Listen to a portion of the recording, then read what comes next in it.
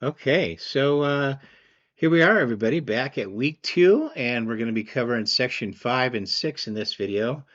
Uh, Had a little bit of trouble with a microphone cable of mine, so this will be take 3. Hopefully, we won't lose our mic throughout the course of this, which is kind of unfortunate because this is on my other um, rig for doing these types of videos, and we're using some different types of equipment today. First off, it's a PC, it's a laptop, and it has a companion screen, so I can take all this and go edit pretty much anywhere. And it has a little version of the cute little version of that big keyboard we were using last week. And basically, we're able to do pretty much everything the big computer can do, uh, and on the road. So that said, moving right along into section 5, which is nothing more than um, it's talks about a couple of tools that we've already kind of ran over here in sections 1 through 4, but they are just in a different place, and they're a little bit more convenient. So that said, let's bring up our DaVinci Resolve 18.3. It was just updated again. They're just so good about doing that. I'm very, very happy with them. And remember when we had the inspector down and we went through the list of things, transform, yes, we've seen this very thing in Premiere Pro before. Uh, Cropping is a separate thing in here, but you can crop in there. And there's a dynamic zoom thing, which is a very neat deal. And I'll show that to you guys in just a little bit. Compositing, everything there's you see here, a speed changer on it, a stabilizer. They didn't cover the lens correction in this lesson. I think that will when we get towards the end they'll talk about lens correction. But I have used some cine lenses that needed correction, and that was directly a Sony deal. And I thought that was kind of cool that Sony had their act enough together to really correct the lens just to perfection. Okay, so let's get after it here. Get after that inspector. So transform. Okay, so we're back up here where we were before. We can grab a hold of our image, do whatever we want with it. This is basically going to be about keyframing later. Bring it from side to side, bring it in and out. You'll notice a little lock here, so it keeps its aspect ratio. That'll come up again later. Side to side, dun, dun, dun. Twirl it around. Change where the anchor goes. So if you want to move your anchor over here to the corner and twirl it around some more, twirls from the anchor. You can change your perspective with this. So if you're covering a wall or a floor, here we'll make that look like it's flooring and make that look like it's, let's bring it back up. Then we'll change that perspective. So we'll make it look like it's a wall. It's going to be a 3D thing. Anyway, that's kind of the quick and short of that. So over here, let's move over here. Over here, I've already kind of done this, but let's hit reset on this guy. The crop, excuse me. We gotta, okay, get your act together, CJ. Okay, so let's highlight our image that we put on top here. Let's reset it. And I believe probably what we've done here is let's reset that too. Okay, so we have a image on top of another image here. And the idea behind this is we're going to make this a little bit smaller and make this a picture-in-picture, and that will show us how the crop is. This is 16 by 9. There's a lot of wasted space from side to side here. So let's first off shrink this down a little bit. Gotta love the sound effects here, right? Okay, and then we'll drag this down into the corner, and we will have done our transform portion of this. So let's scoot over here to the cropping portion of this, and what we're going to do is we're going to bring in that left side, and let's bring in this right side. Come on. There we go. So now we have just a nice picture of the presenter. I'll come back over here and bring it so it's framed correctly. Bring it in the side. But that's cropping. That making a very simple concept, but just doing this so it seems useful here real quick. So let's get out of that and come back and get out of here. Ching. And we'll move along to where should we go next? So we've done cropping. We've done, yes, here's a good one. Let's come over to the guy smoking. Come on.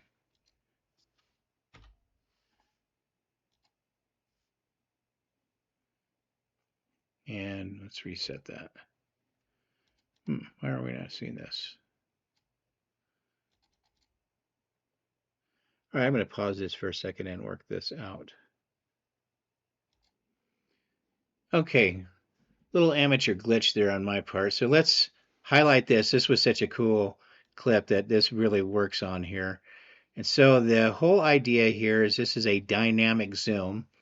And the first screen here, or the first green frame here, is where it starts. And then the second red frame here is where it ends. So if we started here, start tight on his face, and then we went back to the beginning and played it. How cool is that?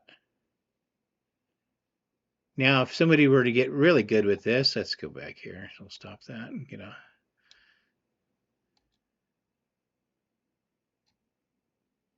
And here, there's some presets for this. The one that we just saw there, boom, from a little bit to a lot out. This is you see a lot of mechanical camera sliders on there. I thought this was especially cool. So we're going to hit our play around button.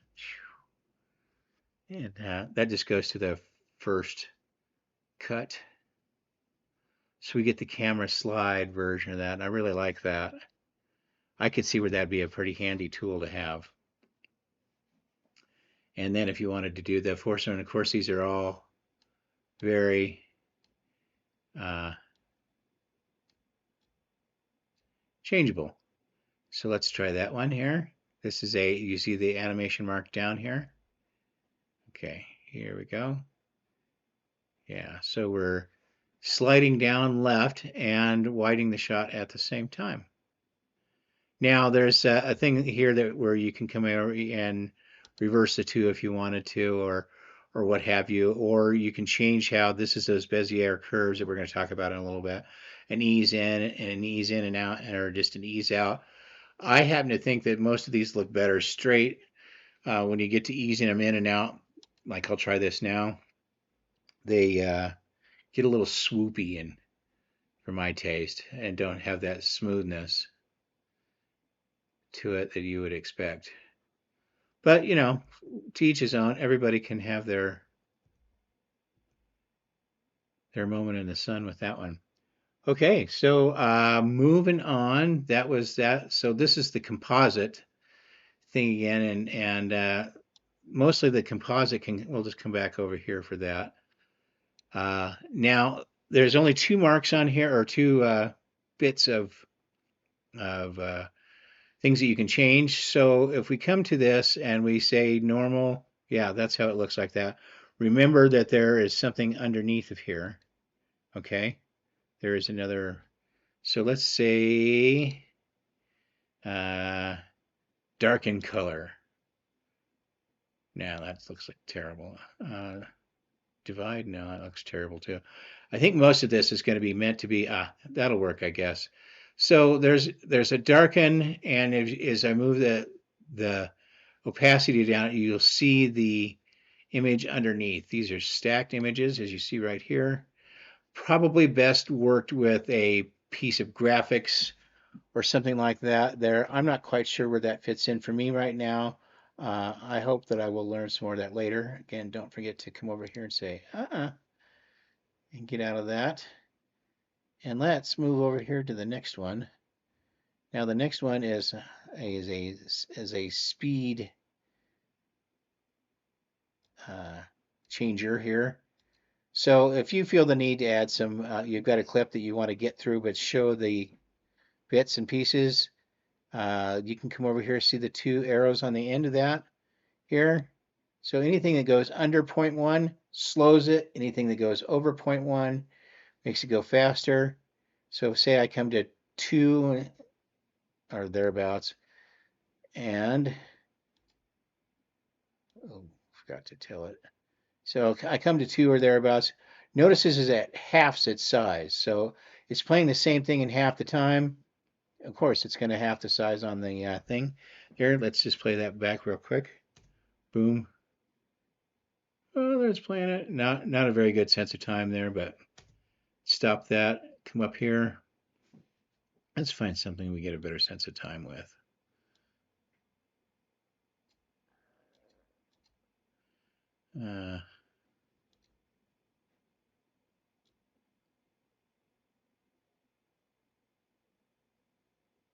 Oh, that's a good one. Here, so let's get a better sense of time. We'll highlight this guy. This is him cutting the bread with the razor blade, scoring the bread. And let's first watch it regular time. Okay, you get the idea. It's already going pretty slow. It's too slow for you. You want to speed it up. Let's speed it up by a quarter. Now that looks much more normal. So when something's already shot, yeah. We also get into the whole thing about frames per second here. Things that are shot, for example, everything here is 23.9 something or other, 24 frames. Some of them are shot in 60 frames a second, so that would present as a slow motion. So if you needed to speed that up, there you go. Again, too, here, the same thing is backwards. If you needed to put a negative in front of your 1, guess what happens now? Boom. And then we play it. Yeah, he's healing it with a razor blade. Okay, so that's the long and the short of that. Of course, anything under 1 is slow motion. Anything over 1 is increasing its speed, just to get that through. Stabilization is the next thing we're going to be talking about. And we're going to come over to our bubbles, because that was a pretty horrific thing. Okay, this is displayed. The bubbles here are displayed by, this is regular speed, regular time. We haven't done anything to it. But if you look up in here, you notice I have this open at least, and I do this drop window. The transform, similarity, and perspective are 3 types of stabilizations that are echoed up here in the inspector, just to bring that down and show you that real quick. Reuters, Democrats maintain their majority control. Echo, shut up.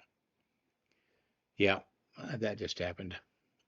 So the different mode of stabilization mostly talks about how deep the crop is, so that it has room to kind of shake. So if we're shaking here, the image is staying still, the crop is shaking. That's how they're getting away with that, is they have to bring that image in just a little bit, so it's got some room to run for the corners to go to. So let's run up here and do just the perspective here real quick. That sets a cropping ratio of 0.15. It's pretty smooth. You can change that, or you can change the strength of things here. I don't think that'll be necessary. So here in this version of it, it just says perspective. We'll give it a stabilize. I might have to pause this. I don't want to have you sit through that. But it's going to analyze it real quick. Okay.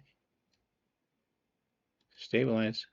Okay, maybe I do have to work it out. Hang on a second. I'll be right back. Okay, got my stabilize button lit.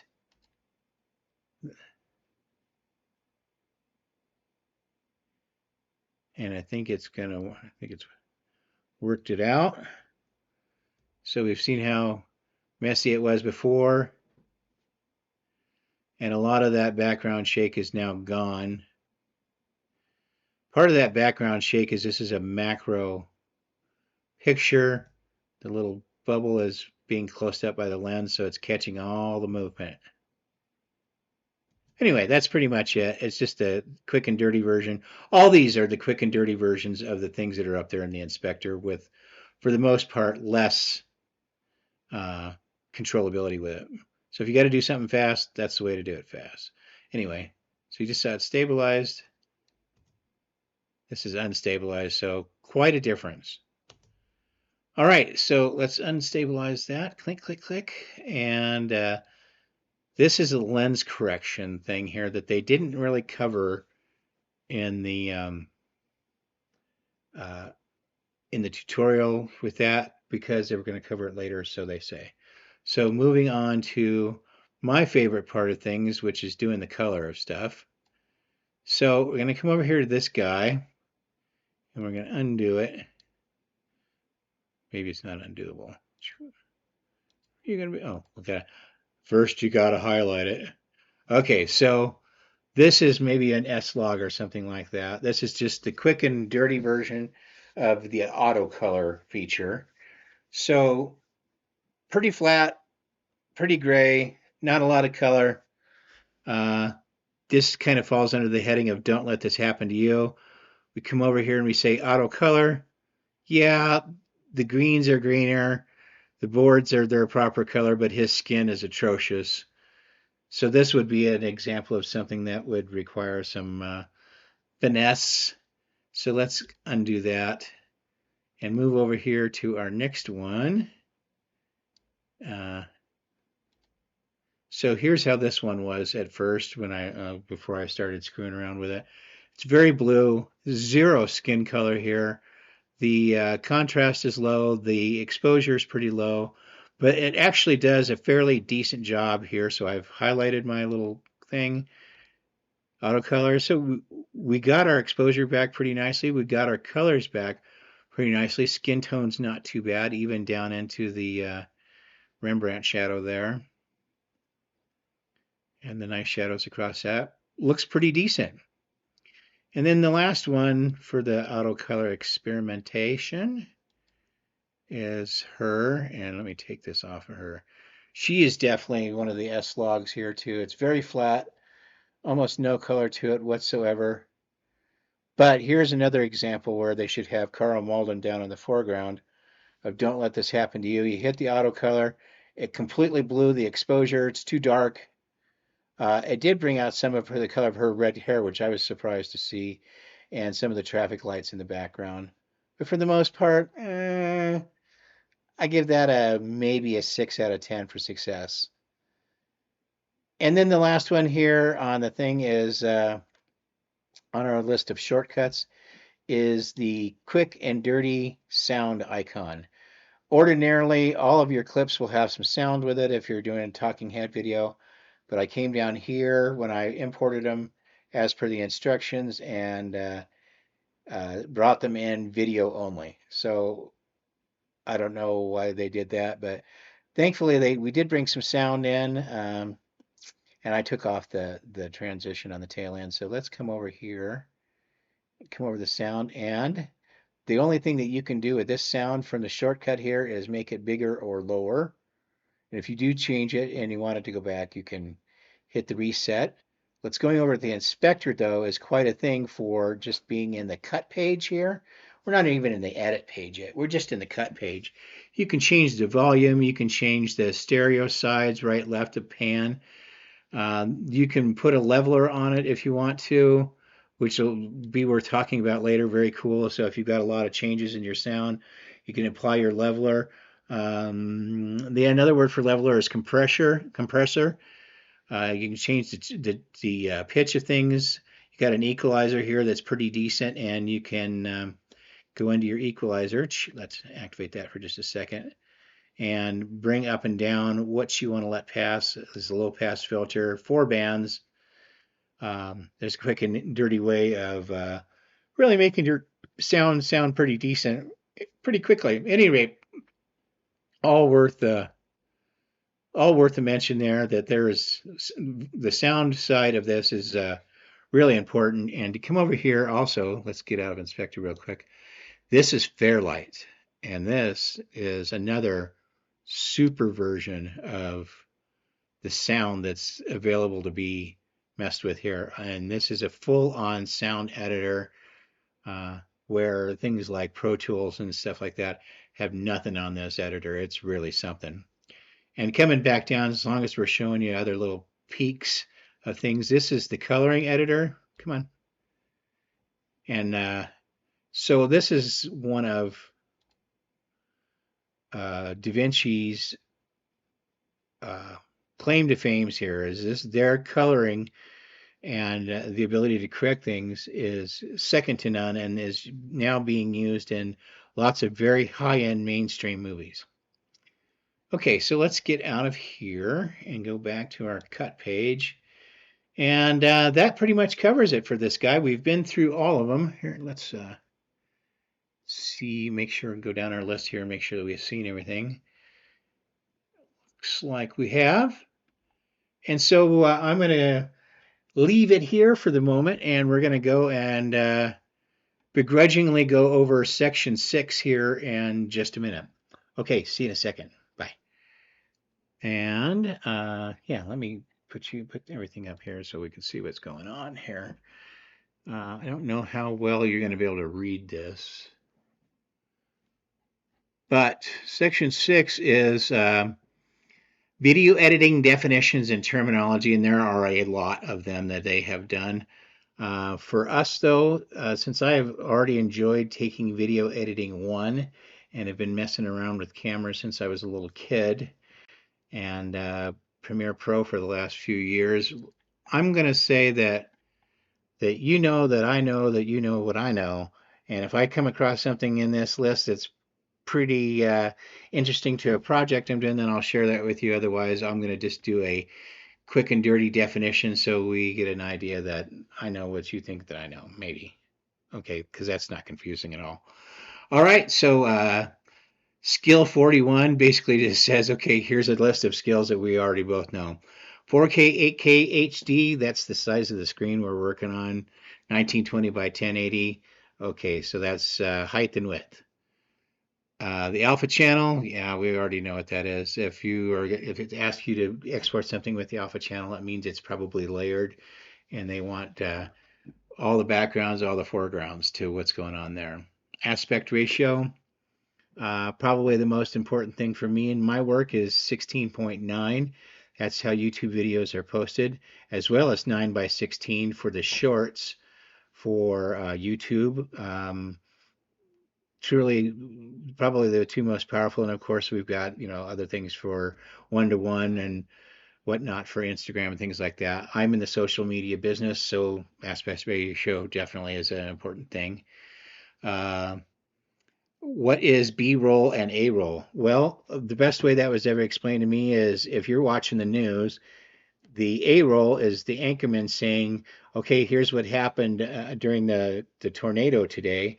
And the B-roll is the cow that's flying through the air. So, yeah. What is a Bezier curve? A Bezier curve is an adjustment curve, whether it's applied to sound or whether it's applied to how something moves, in an animation or what have you. Yeah, Bezier curve. Pretty much just a way of demonstrating how it's going to um, change what you're seeing or change what you're hearing.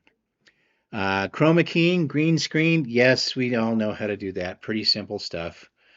Color correction versus color grading. Color grading fixes color correction fixes the photography, the contrast, the color, making the skin tones correct, the exposure, making the lighting correct. That is color correction. Color grading is the signature of a film. Best example I can think of is the newest version of the Dune films, where they kind of broke the mold on how films are colored. And incidentally, those films were colored by the very software we're working with right now in DaVinci Resolve. Uh, Codecs, containers, video formats. Codecs is the software used to compress video to make it smaller and easier to handle. The container is, think of the bucket it comes in. You can call that bucket a WAV file if it's sound. You can call it an MP4 file if it's a piece of video. It's basically what it's being delivered into you. Compression is an important thing to talk about here, which we will in a minute. Composting is more than one layer. So video layer, graphics layer, whatever you need, you know. Compression, I don't know why they didn't put those other two together. Compression is an important thing for video editors because it's how much video you can pack it down into a small space. The less the video is compressed, the more raw it is, the more an editor, meaning the machine, the editor, likes it because it doesn't have to do all the computation it takes to unpack an MP4. If it's a raw file, it just plays it through fairly breezily. If it's an MP4 file, especially if it's a long MP4 file, your computer's got to think about it, and sometimes will require you to do a proxy setting, which this does pretty well under the heading of what they call a optimizer, where you just highlight whatever needs done. You click the optimizer button, and it turns it into a proxy thing right then and there. So you're just seeing small bits of pieces of what you need to see. And then once it goes back and renders, it takes it out of its big compressed files and reassembles things. I probably could have explained that a little bit better, but you know what I mean, right? Uh, Frame rates, yeah, we better know what that is by now. Deliverables, we better know what that is by now, too. We've been in school long enough. Computer RAM memory, I'm pretty sure we know how a computer works by now. We better at this level.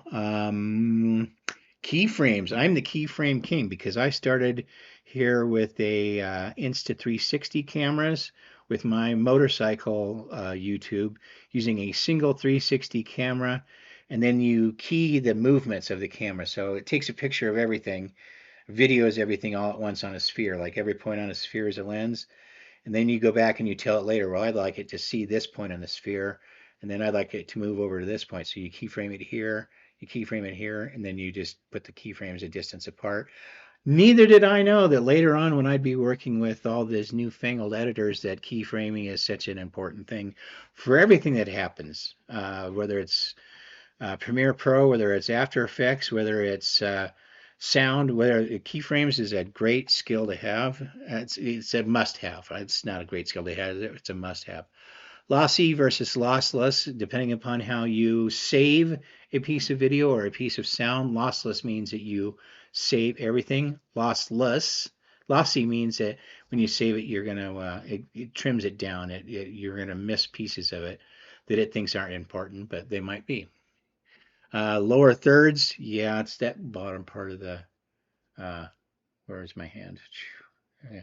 Okay, wait a minute. That's lower third right there. How about that?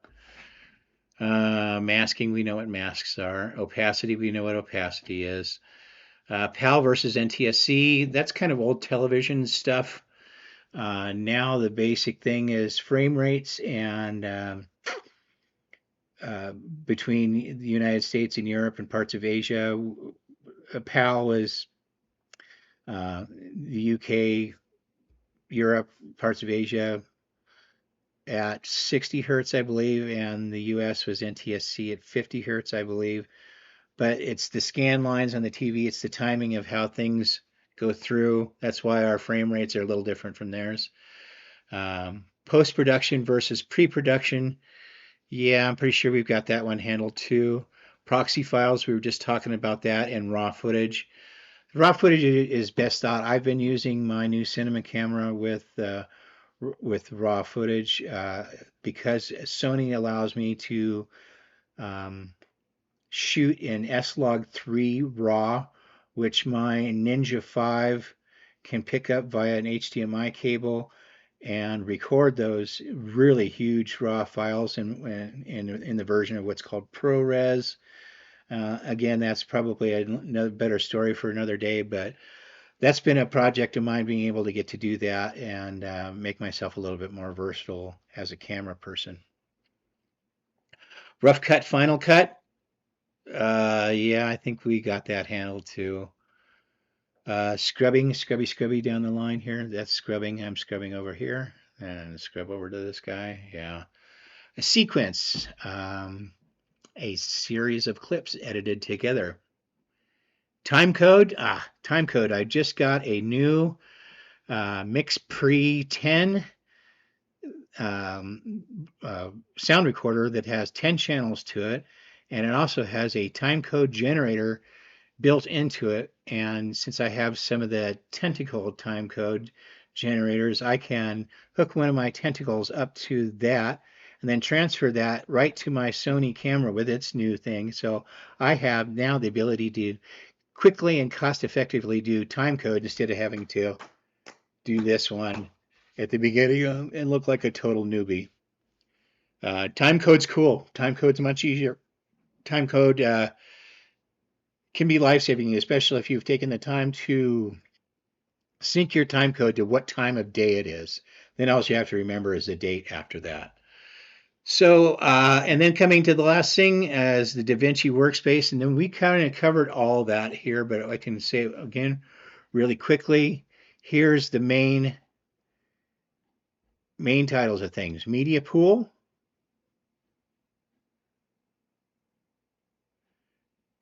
cut page. So we have down here our timeline as well as our media pool up here. We can look at our transitions from up here, our titles from up here, and our effects from up here. Sync bin is something we're going to get to later on. In the edit page, here's the edit page. There we go. Just this is something we'll be doing for finer cuts of things. Coming on over here to now this is DaVinci Fusion, and this is the version of what After Effects is, except it's much more advanced and much easier to use, where it uses nodes rather than keyframes and lists of things that get out of whack pretty easily. Color page, I just showed that to you guys a little bit ago. Fairlight, and then the deliverables page. This is basically like the media encoder, what Adobe calls it, but more, because there's so much more that you can do with this, and it's basically a media encoder. They're just now starting to catch up. So back to our main list now. I think that gets us through section 6 quickly, because we don't want to waste any of your valuable time. Okay, so coming up here in a little bit, section 7. And what are we going to do in section 7? We're going to talk about getting around here. It's going to be prepping us for using the edit page. So we're going to go from the cut page to the edit page, and that's where we're going to be heading for the next foreseeable future here. What are we on? We're going to be on section 7, 8, 9, 10, 11, 12, and 13, where it is going to be the last one we do for the week, but they're all pretty short. I think there's maybe one more long one in here. No, I guess that's it. So let's call it good and get ready for section 7. Have a good one. Okay, this is me. I'm going to start editing together some of the stuff that we've just recorded here. So I'm going to film this, and I'm not going to talk while I'm doing it. I'm just going to do it here and just kind of give you an idea of what I've been up to.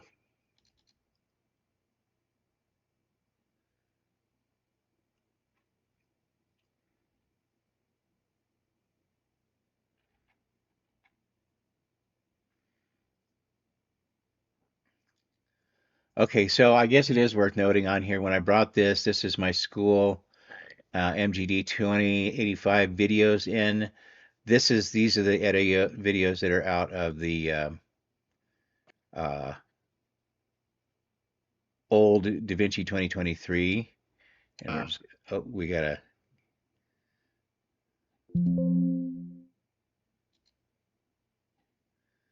And we gotta do that. And so those are the two that we're going to stick together. And then we're going to come over here to the edit page, which we've just been using based on that. And we got to start us a timeline, new timeline. What are we going to call that? We're just going to call that section 5 and 6, I think is what that is. Section 5 and section 6. Abbreviated 5-6. Maybe let's put what it is first. It's DaVinci 2023. Just to distinguish that from the old one. Create. Let's grab these two up here. So you notice that when I did these, I put a 1, 2, and then the rest of everything is all numbered. So I can just grab them any way I want to. And drag them down here. Boom. And they automatically put themselves into place. I'm going to leave a little space there for a title.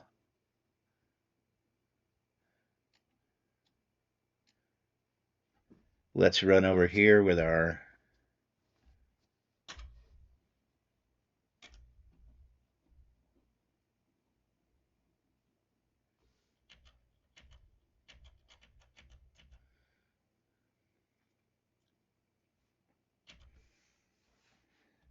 put in a transition. Let's see. Let's play this and see how it goes.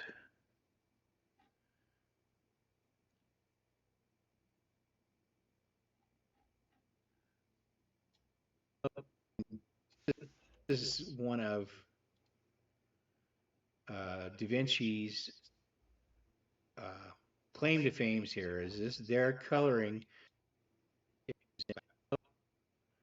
Okay, coming back into section 6 here. And yeah, let me put everything up here so we can see what's going on here. Okay. So we're not going to go through every inch of this. There's just too much video to get to.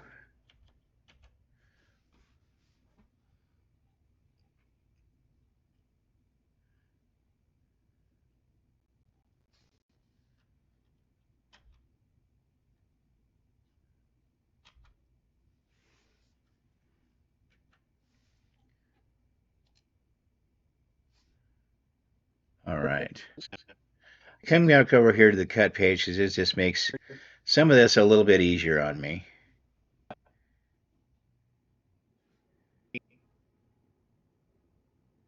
And let's start there. Move all the way to the end here real quick. Start there, put an end knob on that in transition.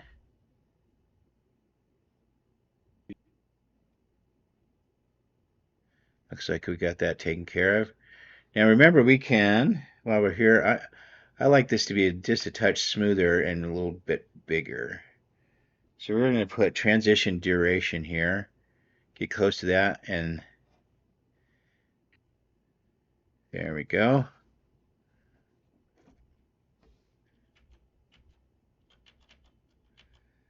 All right, let's come up here and do a little title, shall we?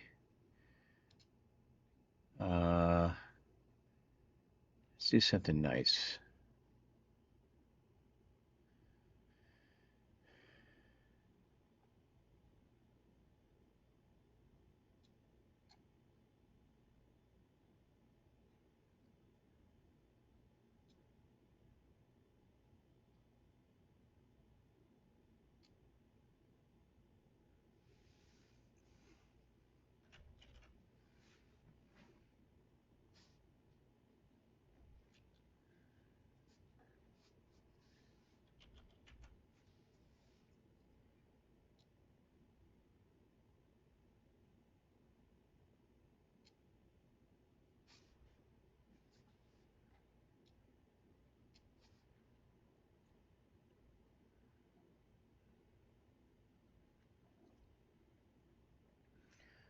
All right, run over to the inspector.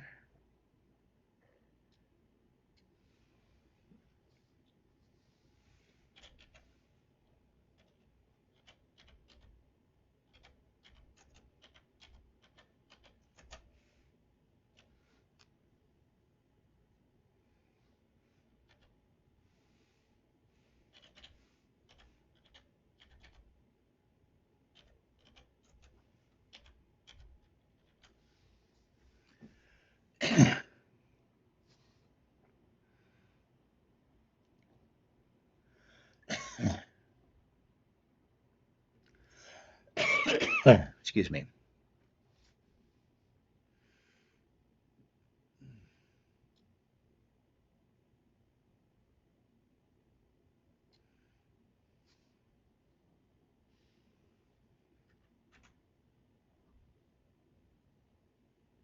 Okay, so yeah.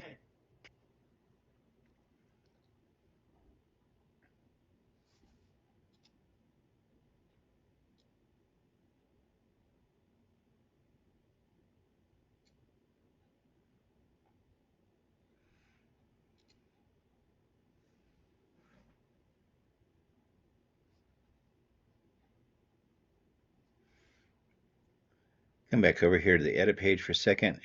Let's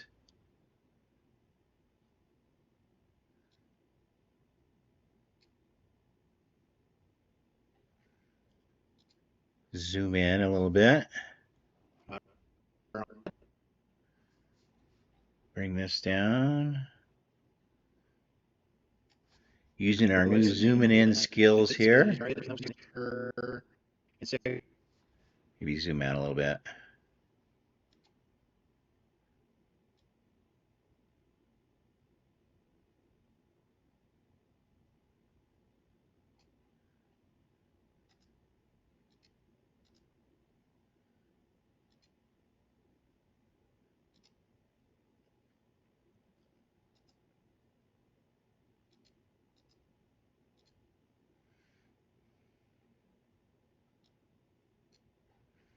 Zooming on in. Yeah, I want to move this back a touch.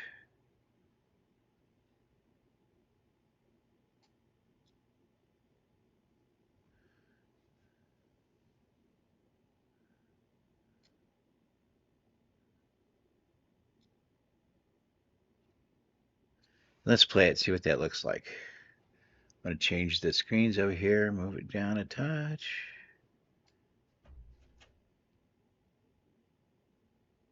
Okay, so all right, that's looking pretty good.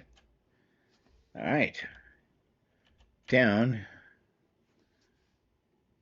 Let's fix our gap here.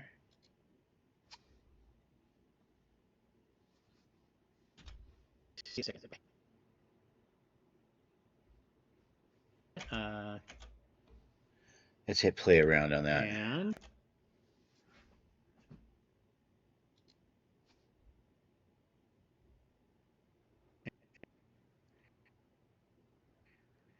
okay, that somehow lost its transition. Let's go back over here to the cut page real quick. Nice. Here we got our transition in there. Get to the end here. Our transition is here as well. Let's play that and see what it looks like.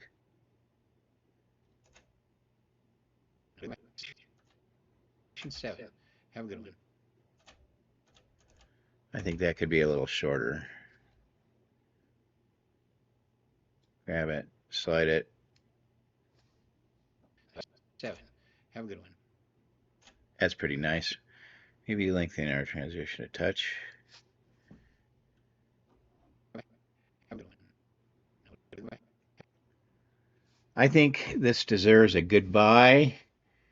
What should we do? How about a drop in?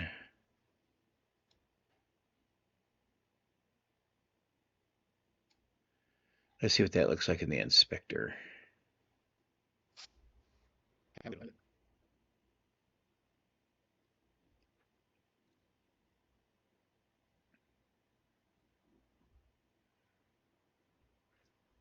45 frames long.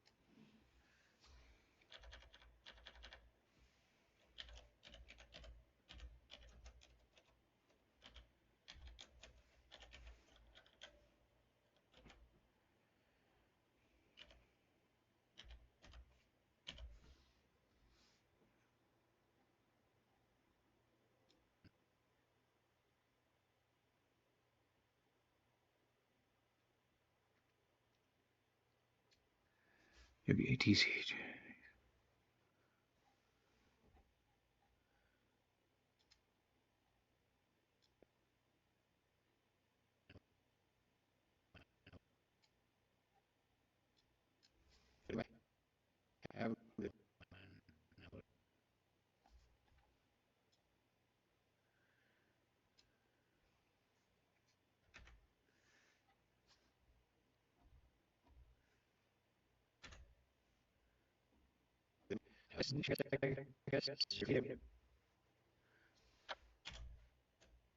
Ready for section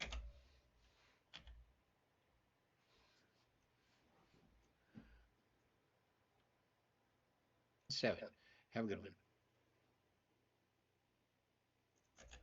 A little long. Let's call it good and get ready for section 7. Have a good one.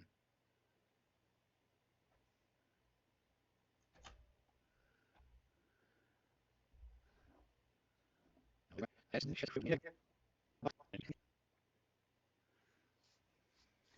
go back over to the edit page here, see how we're doing. Look at it as a whole.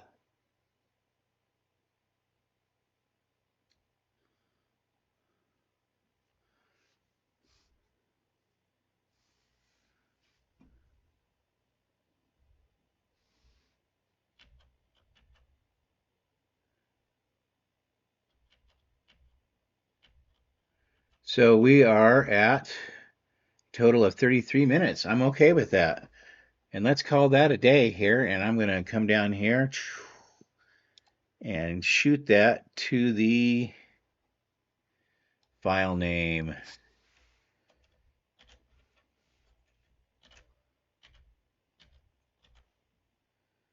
DaVinci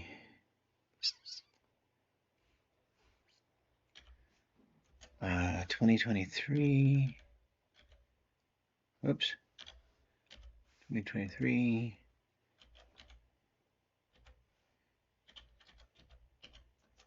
5 and 6. 5 and 6.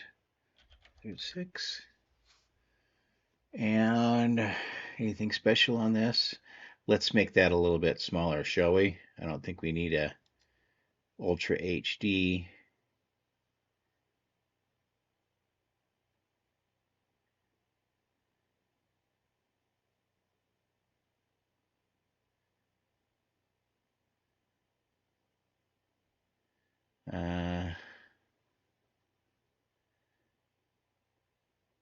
Yeah, let's do that. I think it's important we see the keys here, so I'm going to go ahead and call that like that.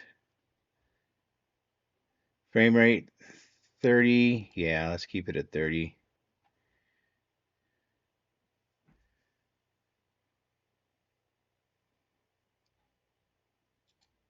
Where do I want it to go?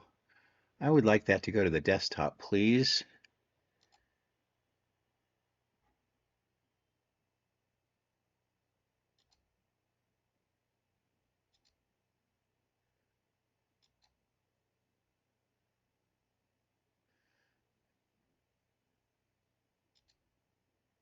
Okay, very interesting. So we're going to come back down here to our proper resolutions. 1280 by 1080, 1920 by 1080. There we go. That's what we're looking for. Perfect.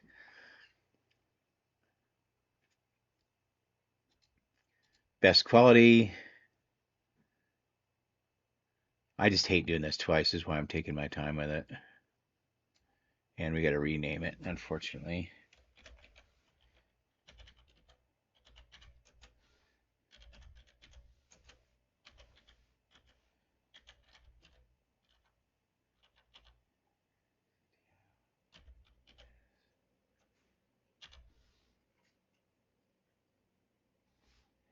Damn. So one bad thing about this keyboard is they just don't type very well for a keyboard. Sections 5 through 6. 5 through 6. Boom.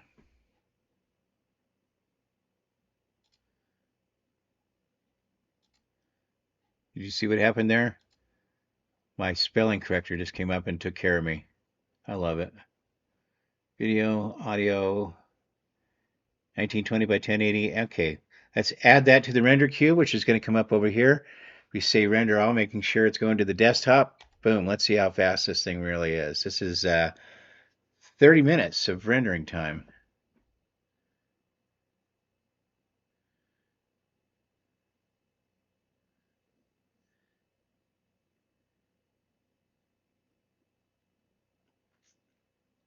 On a laptop to boot.